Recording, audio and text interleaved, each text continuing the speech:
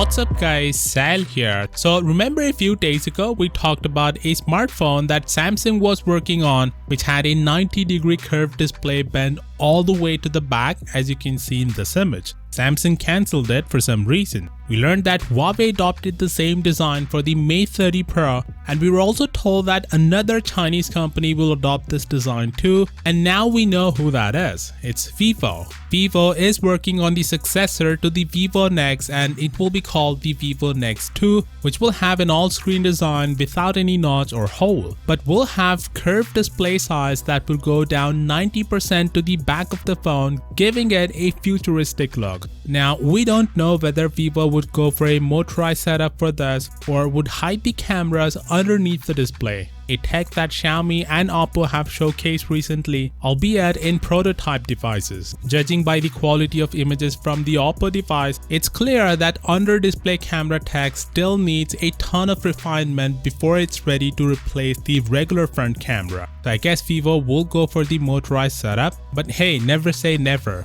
Vivo was the first one to come up with this pop-up camera mechanism with the Vivo Apex, so it shouldn't be a surprise if they take the risk again and include the under-display cameras on the Vivo Next 2. Probability of this happening is very low, but there's still a chance. That being said, last time I saw a lot of you were commenting that having a design like this would be a nightmare for the user experience, as it would mean more accidental touches, which is not true. Vivo, Huawei or any other company that wishes to include this display can avoid the accidental touches with the help of a software. They can just write software that automatically rejects the palm touches, something that Samsung does with their flagships. So it's not a problem at all. The second most commented thing was that this display would make the phone more fragile, that the display would surely break if it ever falls. Look, I understand what you're saying, but isn't that true for all smartphones these days, which are made up of glass? You'll be lucky if your device falls and doesn't break. So the same holds true for these type of smartphones as well. Which brings me to another thing that you were asking, what about the cases?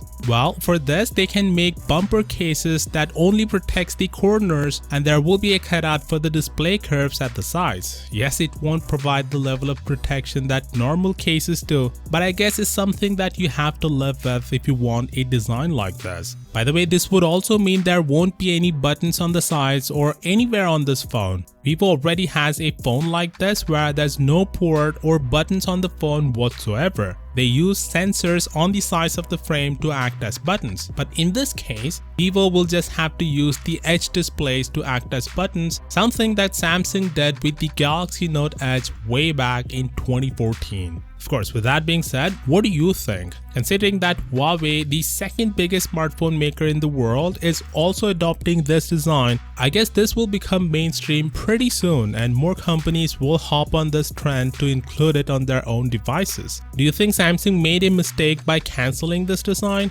Let me know in the comments, and as always, I'll see y'all tomorrow. Peace out.